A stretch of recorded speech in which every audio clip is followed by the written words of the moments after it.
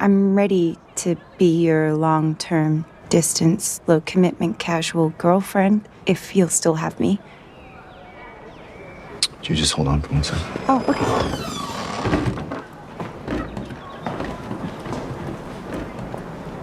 Sublime!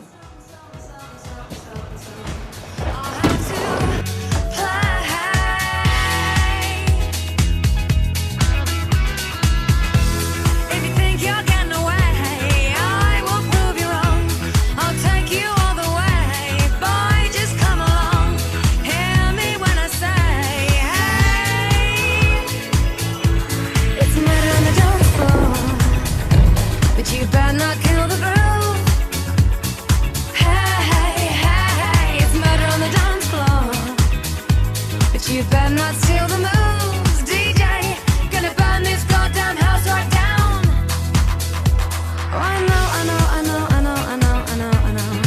There may be others, and so. You'll just have to pray. There were some incredible films this year, so firstly I'm going to start off with some honourable mentions that just about didn't make the list. Ennis Main, an absolutely perfect, terrifyingly pitched horror made on stunning old analogue format. At 11, Past Lives, which is the wonderful, much publicised story of an incredible relationship between these two people across many years. Are You There, Got It To Me, Margaret, an incredibly pitched teenage coming-of-age story that really gets you in all the ways it should. And Rotter Himmel, an incredible German film. And How to Have Sex, an absolutely stunning debut film. Okay, look, could you please put your penis away? No. So to kick off our list is Beau is Afraid, an incredible, shocking film from auteur Ari Aster, which came out this year to much controversy, which I think will be the kind of main tenet of this list. I thought incredible. One of my favourite cinema experiences of the year. Just a really unsettling, interesting, engrossing film, which also got the biggest laugh of the year. There's one gag in here that is so unbelievably funny. For how sick of a joke it is, it's just incredibly funny. So yeah, 4.5 out of 5. Stunning, blew me away. Groovy. I have to admit, is the only reason this is on here because I'm the biggest Evil Dead fan, or is it because it is truly one of the top 10 films of the year? And the answer is both. It's an incredible... It didn't really hit for me in the first time watching it at home. I had to see it at the end of an Evil Dead marathon in London for it to really grasp for me. But when it grasped for me, God, it's incredible. It's scary, it's fun, it's wonderfully funny, comedic, but just really delivers on the scares and the gores in all the way that the Evil Dead movie should. Incredible time, really. Number 8 is Barbie. Now, initially this was a lot higher. It definitely was my number 1, actually, for a period of time. But, you know, just other releases over the year have kind of psyched it out. I know it's become cool to not like this movie again, but I stick by it. It was definitely, I think, one of the funniest things I've ever seen in my life. Just so hilarious from start to finish. I saw it like 6 different times. I saw it with as many people as I could. It's a really brilliant film to come together and enjoy. And, you know, I love the return of Noah Baumbach and Greta Gerwig. Anything that they make together will always be, you know, astonishing to me. And Barbie, for how cynical and commercial a Barbie movie should be, it's just so good. I'm Pam. Who are you? I'm the owner of this house. Killers of the Flower Moon is the latest release from Martin Scorsese. Just an incredibly sweeping, insanely long parable about the evil of kind of gentrification and just really scummy people. And I was surprised by how many risks this took, and it doesn't beat around the bush by being any kind of traditional.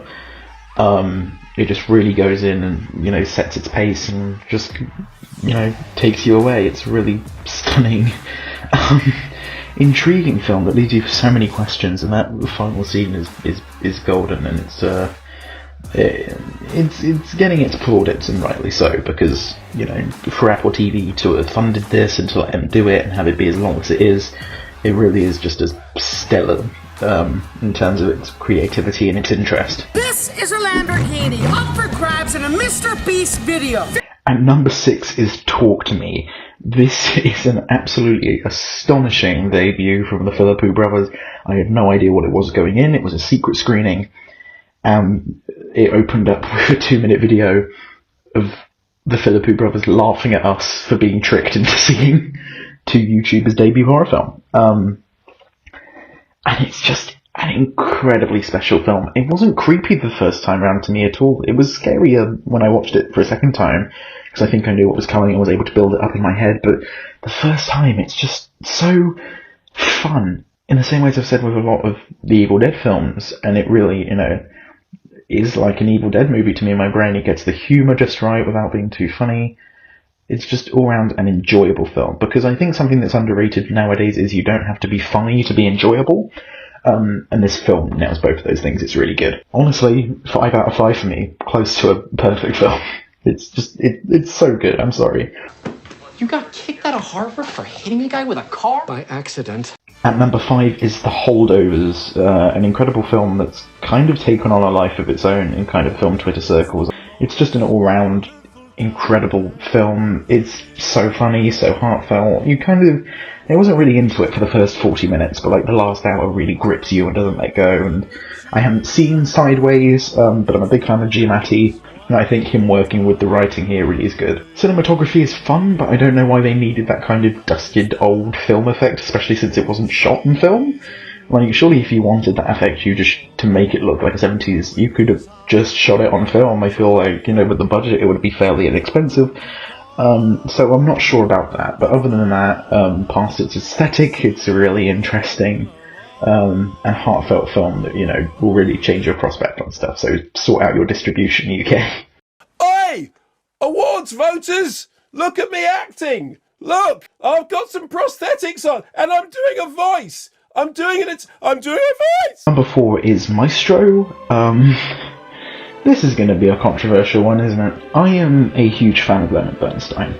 I'm a massive fan of Leonard Bernstein, the icon, as so many people are. But what nobody has really seen, what nobody has really channeled, is Leonard Bernstein, the person. To look past his surface level achievements, the way he is in rehearsals, and really delve into the person he is.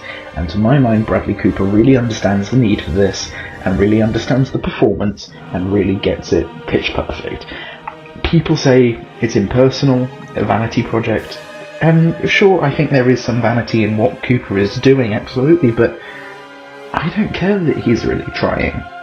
Because he is, and you have to try to act, especially with a figure as tough like this, and he really goes to create this incredible person, and he really brings them to the screen in a very interesting and a very real way. I have cried every single time of this movie. It's absolutely beautiful. To me, it gets the life of an artist, and especially a complex one like Leonard Bernstein, completely right. I also think there is a meta-nature on the idea of actors playing real-life people, as is simplified by the opening quote, which is from the real Leonard Bernstein, and then also from a song that is sung halfway through. Overall, I just don't get the problems with this. Past the nose. The nose, I admit, is a bit, but whatever. To me, that is the only note in what is, to me, an almost perfect film. To leave the store now. Fuck you, and fuck you too. Fuck both of y'all. I quit this whole ass job. In number 3, we have The Killer, a film that I think has gone criminally underrated. Another film ruined by Netflix's compression. The Killer is an astonishing turn from David Fincher that I really wasn't expecting. Just absolutely perfect with its music, its cynical nature, the absolute hilarity of it, which people only really came around to afterwards, after they were told explicitly it's supposed to be funny. But seeing this in the first cinema for the first time, I was laughing along like anything. It is so funny. Perfectly acted, perfectly edited. It's wonderful and it's so much fun. We discussed it on the Screen Plaza podcast, so go and listen to a full discussion there. But really, The Killer is just absurdly good. Why did you do that? Well, the guy from... Didn't you see the guy earlier? You're a communist! Oh, come on, mate. What about the guy? Which one? He just left. You saw him. I didn't see anything.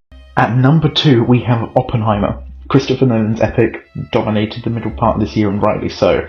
Seeing it in all the possible formats, whether it's DCP, digital laser, IMAX 70mm, regular 70mm, it's really just been a trip. And I've gone on such a journey with this film, and it's so finely crafted. I just believe it's such a special piece of work. Seeing it in all the different formats was absolutely fantastic. It's only grown in time. I've now seen it on Blu-ray and 4K Blu-ray, so I've literally seen it on almost every single format it is available in. It's just so interesting and really takes an abstract angle on something that could have been so straightforward and impersonal, which is what Nolan has been accused of being in the past. Just a incredibly well-done biopic. Obviously it's been talked to death, but it truly is one of the best of the year. And now, before we do number one, let's do our honourable mentions with the 5 worst films of the year. Honourable mention is Ghosted. I hated this more than it was bad, but still. This kind of speaks for itself, so soulless and, well, this was baffling and one of the most absurd films I saw this year. Come on guys, grow up, like, just be serious. It was awful. Yeah, kind of speaks for itself in the same way, I reckon.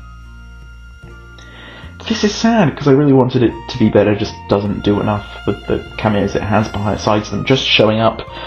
Overall, a deeply uninteresting and unengaging film, which executes everything very poorly, but I would love to see the people who make this have the budget and the time and the crew to really make something very special.